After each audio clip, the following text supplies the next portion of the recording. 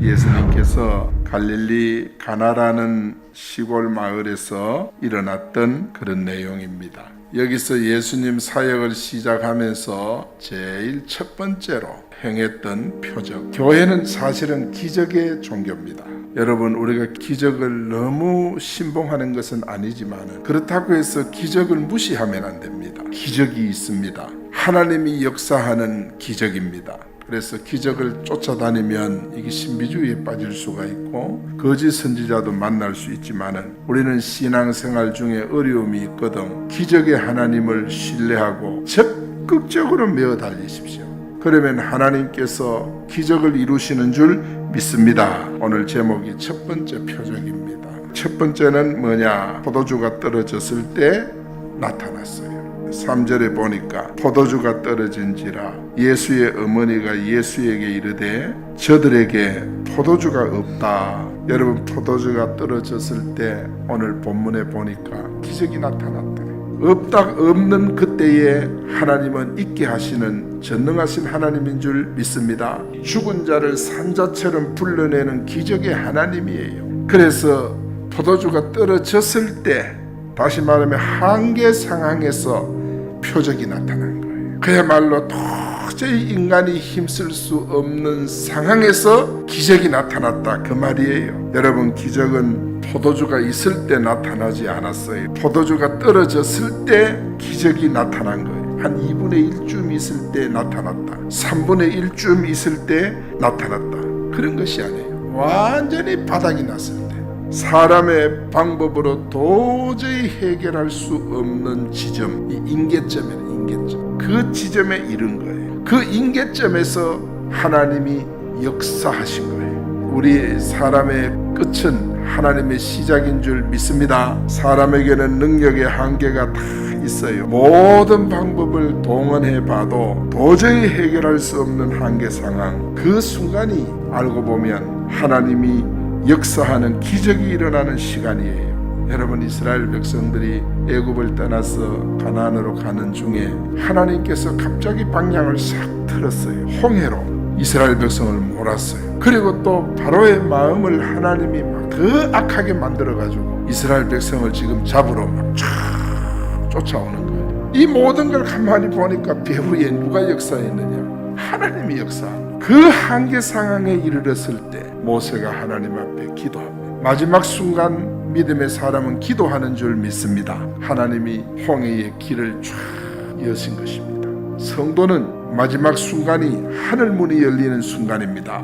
마지막 순간이 표적이 일어나고 기적이 일어나는 순간입니다. 마지막 순간 한계 상황에서 모세가 하나님을 붙잡았듯이 여러분이 하나님을 잡기를 축원합니다. 마지막 순간에 하나님을 부르면 됩니다. 나의 한계 상황은 끝이 아니다, 시작이다. 내 한계 상황은 마지막 순간이 아니에요. 하나님의 역사가 시작되는 출발점이라는 사실을 여러분 잘 기억해야 합니다. 요한복음 10장 14절에 보니까 예수님은 양을 아신다 그랬어요. 이 말은 뭐냐? 여러분을 너무너무 잘 아셔요. 여러분은 여러분의 속을 모르잖아요. 그런데 우리 하나님은 다 아신다 그랬어요. 여러분 한계 상황, 능력, 여러분의 형편, 사정, 나는 내 자신을 몰라도 하나님은 다 아는 거예요. 왜 예수님은 한계 상황까지 기다리시다가 그 마지막 순간에 하나님께서 기적을 베푸실까?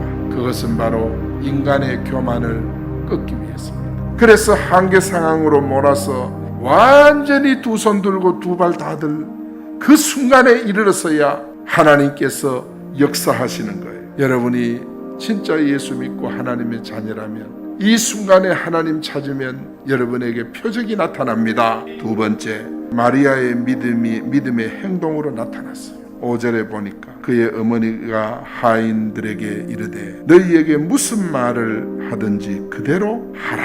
여러분, 표적은요, 믿음의 행동을 통해 나타난다. 이게 표적이에요. 여러분, 마리아는 예수님께 3절에 보니까 포도주가 떨어졌다, 그렇게 예수님께 이야기했지요. 자, 이것이 바로 뭐냐면 기도의 시작입니다. 예수님께서는 4절에 뭐라 그랬어요? 여자여, 내 때가 아직 이르지 않았습니다. 그러면서 기적을 베풀지 않았어요. 그런데 마리아는 한 소리 듣고도 멈추지 않았어요. 하인들을 불러가 예수님 앞에 딱 세워놓고 하는 말이 5절에 보니까 이분이 무슨 말을 하든지 그대로 해라. 이것이 바로 뭐냐면 마리아의 믿음의 행동입니다. 우리는 조그만한 일 있으면 그만 믿음이 후루룩 무너집니다. 모든 표적은 뭐냐? 믿음의 행동을 통해 나타나는 줄 믿습니다. 마리아 한 사람의 믿음의 행동이요 이렇게 대단한 거예요. 한 사람의 믿음의 행동이 이런 엄청난 역사를 이루었어요. 이게 바로 첫 번째 표적을 가져온 비밀입니다. 예수님이 성령으로 잉태됐다는 하나님이요 그리스도라는 사실을 확실히 마리아는 믿었어요. 그렇기 때문에 한계 상황에 이르러서 문제를 예수님께 가지고 온 것입니다.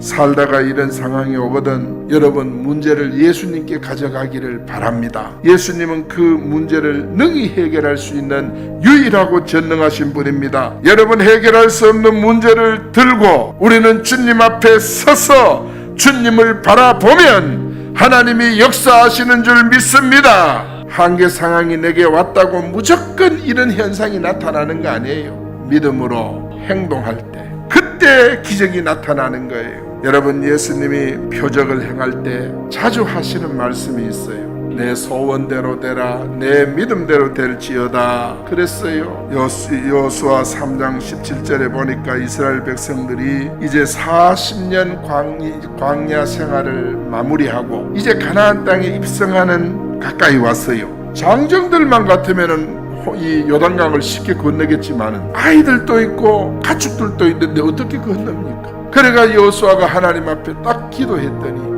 그 한계 상황에서 하나님이 물 흐르는 상태인데도 벗개를 맨 제사장들이 물 속을 걸어가라 그랬어. 그래서 제사장들이 얼마나 두렵고 무섭겠어요. 물이 막 홍수가 막 흐르는데 물을 밟는 순간 요단강이 쫙 갈라진 것입니다. 이게 믿음의 행동. 우리가 정말 도저히 상상할 수 없는 이 믿음의 행동, 이 믿음의 역사, 이것이 여러분에게 나타나기를 원합니다. 세 번째는 뭐냐? 말씀대로 행할 때 나타났어. 5절에 보니까 그의 어머니가 하인들에게 이렇게 말합니다. 너희에게 무슨 말을 하시든지 그대로 하라. 표적은 하나님의 말씀을 순종할 때 나타나는 줄 믿습니다. 말씀을 붙잡을 때 생명을 얻는 줄 믿습니다. 마리아가 하인을 불렀을 때 이미 표적은 시작이 된 것과 마찬가지입니다. 아직까지 표적은 나타나지 않았지만은 하인들에게 예수님 뭐라 그랬어요? 물을 떠다가 항아리 아기까지 채우라. 7절에 보니까 이거는 누구든지 할 수 있어요. 그런데 물을 떠다가 연회장에게 갖다 줘라. 8절에 보니까. 그런데 이것만은 아무나 할 수가 없죠. 돌 항아리가 어떤 데입니까? 결례를 행하는 손발 씻는 데입니다. 그거를 떠다가 연회장에게 갖다 주라 그러는 거예요. 연회장이 지금 원하는 것은 포도주를 원하는데 흐드렛 물을 떠다가 갖다 주라 그러니까 여러분 그게 쉽게 순종이 되겠습니까? 그런데 하인들은 순종했습니다. 말씀을 순종하는 과정에 기적이 일어난 것입니다. 하나님의 말씀을 순종해야 될 때는 감동을 줘요. 마음에 감동을 줘요. 우리가 하나님의 역사는 어떻게 보면 감동으로 이루어졌어요.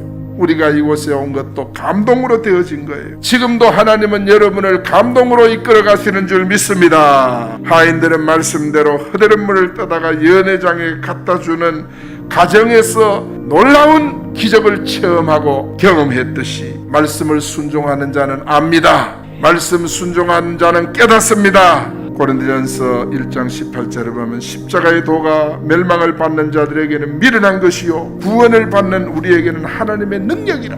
십자가의 도가 뭡니까?